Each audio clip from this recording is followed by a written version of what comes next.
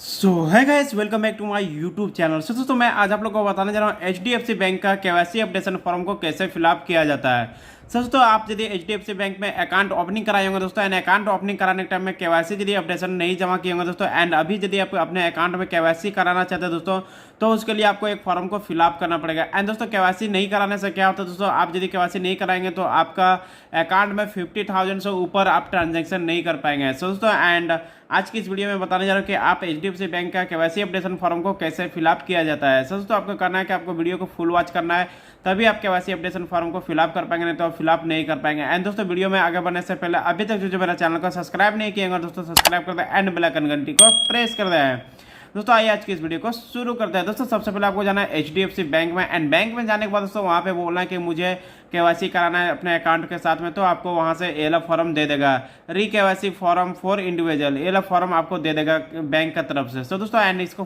Fill up कैसे करेंगे तो आज की वीडियो में दिखाने वाला हूँ फिलअप करके। सो दोस्तों सबसे पहले यहाँ पे आपको पर्सनल डिटेल मांगा जा रहा है दोस्तों, यहाँ पे पर्सनल में बोला जा रहा है दोस्तों कस्टमर ID। दोस्तों कस्टमर ID आपको बैंक अकाउंट में मिल जाएगा। आपको जो अकाउंट जो है, आपको जो पासबुक है पासबुक में मिल जाएगा, तो पासबुक से देख करके इजीली आप कस्टमर ID लिख सकते हैं। उसके बाद दोस्तों यहाँ पे बोला जा रहा है अकाउंट नंबर। दोस्तों अकाउंट नंबर भी आपको पासबुक में मिल जाएगा, तो पासबुक से देख करके अकाउंट नंबर भी इजीली तरीके से लिख सकते हैं, कोई दिक्कत नहीं है। उसके बाद दोस्तों यहाँ पे बोला जा रहा है कस्टमर नेम। दोस्तों उससे पहले यहाँ पे उस टाइटल यहाँ पे लिखना पड़ेगा, जैसे मिस्टर मिसेज मिस जो भी है आपको यहाँ पे लिख देना होगा। लिखने के बाद दोस्तों यहाँ पे आपको फुल नेम लिखना पड़ेगा, जो भी आपका नाम है वो फुल नेम यहाँ पे आपको लिख देना पड़ेगा। एंड दोस्तों फर्स्ट नेम यहाँ पे आपको लिखना पड़ेगा, मिडिल नेम यहाँ पे आपको लिखना पड़ेगा, and sir name and last name जो है आपका यहाँ पे आपको लिख देना होगा। लिखने के बाद दोस्तों यहाँ पे बोला जा रहा है पैन कार्ड का नंबर। तो आपका पैन कार्ड का नंबर है, आपके पास पैन कार्ड है तो आपको पैन कार्ड का नंबर यहाँ पे लिख देना है। पैन कार्ड का नंबर नहीं है दोस्तों तो आप फॉर्म नंबर 60 आप 61 भी फिलअप कर सकते हो। उसके बाद दोस्तों यहाँ पे इतना करने में दोस्तों यहाँ पे बोला जा रहा है कि मतलब कि आपका आधार कार्ड बैंक रिकॉर्ड में है या नहीं है, तो एस, नहीं है तो नो।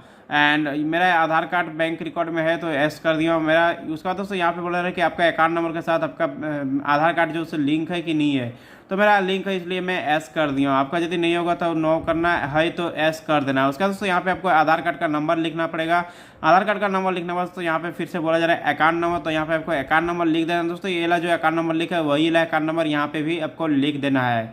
लिखने के बाद दोस्तों यहाँ पे ऑक्यूपेशन एंड इनकम। तो दोस्तों यहाँ पे ऑक्यूपेशन में आप जो भी है सेल्फ एम्प्लॉय व सैलरीड जो भी है आपको यहाँ पे स्टूडेंट वगैरह जो भी आपको यहाँ पे आपको टिक कर देना है। टिक करने के बाद दोस्तों यहाँ पे आपको सेल्फ एम्प्लॉय सेंस में आपको जो भी है आपका ईयर है या मंथ है आपको उसमें सेलेक्ट कर लेना है। सेलेक्ट करने के बाद दोस्तों नेचर ऑफ बिजनेस। दोस्तों आपका यदि बिजनेस वगैरह है तो कुछ जो भी बिजनेस है आपको यहाँ पे आपको टिक लगा देना है।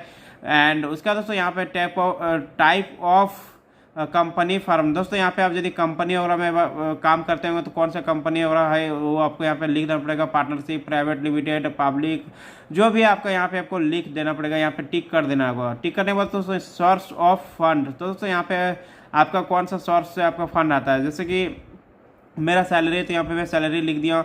आपका यदि खेती बाड़ी है तो यहाँ पे आपको इसमें टिक कर देना पड़ेगा।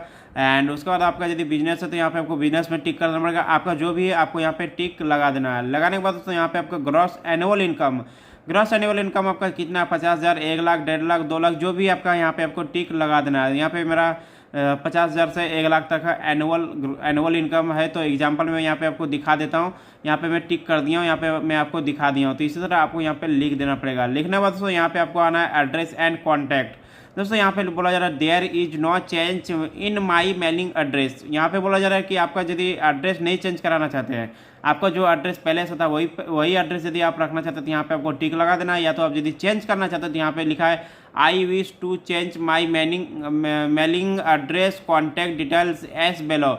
आप यदि अपना एड्रेस को चेंज करना चाहते हो तो यहाँ पे आपको टिक कर देना है। तो मैं यहाँ पे चेंज नहीं करना चाहता हूँ तो इसलिए मैं यहाँ पे टिक कर दिया। टिक करने के बाद तो आपका जो एड्रेस है, आप जो बैंक अकाउंट ओपनिंग कराने के टाइम में जो एड्रेस लिखे थे वही एड्रेस यहाँ पे आपको लिख देना होगा। दोस्तों यहाँ पे फ्लैट नाम व बिल्डिंग नाम आपका जो भी है यहाँ पे आपको लिख देना होगा। लिखने के बाद दोस्तों यहाँ पे आपको रोड क्या है, आपका कौन सा रोड है वो यहाँ पे आपको रोड नाम यहाँ पे आपको लिख देना पड़ेगा। उसके बाद दोस्तों यहाँ पे बोला जा रहा है लैंडमार्क।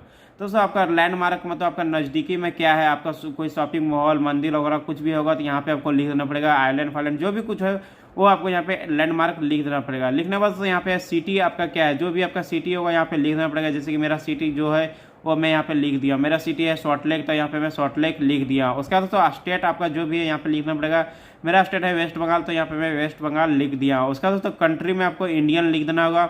इतना करने बाद दोस्तों यहाँ पे आपको पिन कोड लिख देना होगा। पिन कोड लिखने के बाद दोस्तों यहाँ पे आपको जीमेल आईडी मांगा जा रहा है। दोस्तों यहाँ पे आपको जीमेल आईडी लिख देना पड़ेगा। जीमेल आईडी लिखने के बाद दोस्तों यहाँ पे आपको मोबाइल नंबर बोला जा रहा है, तो यहाँ पे आपको अपना मोबाइल नंबर लिख देना है।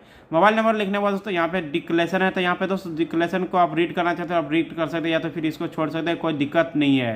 दोस्तों सिंपल से यहाँ बोला जा रहा है एड्रेस प्रूफ, तो एड्रेस प्रूफ आइडेंटिटी प्रूफ। अब दोस्तों एड्रेस प्रूफ के लिए क्या दे रहे हैं आप, जो बैंक जो आप केवाईसी करा रहे हैं, केवाईसी के लिए आपको दो चीज़ देना पड़ेगा, address proof and identity proof. तो आप जो भी देना चाहते हैं यहाँ पे आपको लिख देना पड़ेगा। मैं एड्रेस प्रूफ में आधार कार्ड दे रहा हूँ एंड आइडेंटिटी प्रूफ में भी आधार कार्ड दे रहा हूँ, तो यहाँ पे मैं आधार लिख दिया हूँ, यहाँ पे भी आधार लिख दिया हूँ। इतना करना दोस्तों यहाँ पे प्लेस बोला जा रहा है, आप जहाँ से बिलोंग कर रहे हैं यहाँ पे आपको लिखना पड़ेगा। लिखने के बाद दोस्तों यहाँ पे आपको डेट बोला जा रहा है, तो यहाँ पे आपको डेट लिखना पड़ेगा, जो डेट में आप इस फॉर्म को सबमिट करना चाहते हैं। उसके बाद दोस्तों यहाँ पे आपको सिग्नेचर करना पड़ेगा। दोस्तों यहाँ पे आपको सिग्नेचर कर देना है। सिग्नेचर करने के बाद तो यहाँ पे बोला जा रहा है please signature in black ink. यहाँ पे आपको ब्लैक मतलब पेन से आपको सिग्नेचर करना पड़ेगा।